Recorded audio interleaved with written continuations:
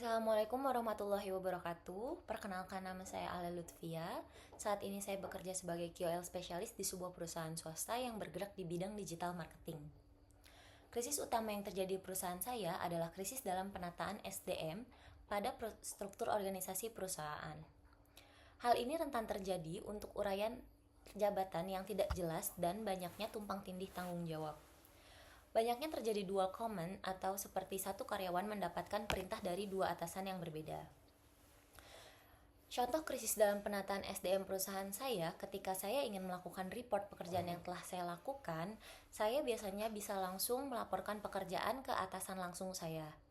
Namun, untuk beberapa hal, pekerjaan yang saya sudah kerjakan, saya harus melaporkan langsung ke atasan tertinggi, yang menyebabkan terjadinya overlapping report dan pelaporan serta informasi yang harus diketahui oleh atasan langsung saya. Hal ini menyebabkan terjadinya ketidakselarasan informasi antar pemimpin. Overlapping tersebut juga rentan menyebabkan terjadi perbedaan pendapat yang menyebabkan ketidaksesuaian standar terhadap proses pekerjaan. Kondisi ini sangat berdampak pada efektivitas kerja karyawan sehingga secara jangka panjang akan memperburuk ekosistem dalam lingkungan perusahaan yang berakibat penurunan penjualan. Hal ini juga cukup berpengaruh sebagai potensi konflik yang terjadi secara horizontal atau antar karyawan. Dengan adanya konflik tersebut juga dapat berpengaruh akan menurunkan kapasitas perusahaan dalam menjalankan bisnisnya. Perusahaan melakukan evaluasi besar-besaran dikarenakan adanya banyak dilema yang terjadi pada seluruh karyawan terhadap proses birokrasi yang terjadi di perusahaan. Perusahaan kemudian mengambil langkah strategis dengan melakukan restrukturisasi organisasi dengan harapan bisa membuat suasana atau sistem kerja menjadi lebih efektif dan terkoordinasi dengan jelas. Dari restrukturisasi tersebut juga dilakukan formasi ulang terhadap pokok uraian jabatan masing-masing karyawan dan tahapan birokrasi yang lebih jelas dan efisien.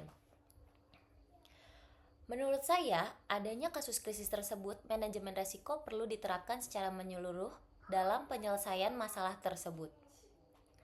Dalam penyelesaian perusahaan harus bisa menimbang skala resiko yang dapat terjadi dengan akibat yang ditimbulkan sehingga perusahaan harus bisa menyelesaikan masalahnya satu demi satu sampai mendapatkan hasil yang terbaik.